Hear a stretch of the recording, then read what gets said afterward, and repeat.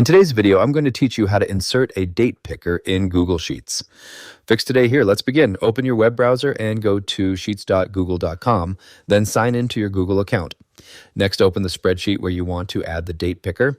Select the cells where you want users to enter dates. You can click and drag across a range of cells, or click a column header to apply the date picker to an entire column. Once your cells are selected, go to the top menu and click Data. From the drop-down menu, select Data Validation. This will open the Data Validation Rules panel on the right side of the screen. In the panel, click the blue Add Rule button. Next, locate the Criteria section and click the drop-down menu to view the available options. Scroll through the list and select Is Valid Date. This setting restricts the selected cells to date values and enables the calendar picker feature. After selecting the criteria, click the Done button to save and apply the rule. Now, test the date picker by double-clicking one of the cells you selected earlier.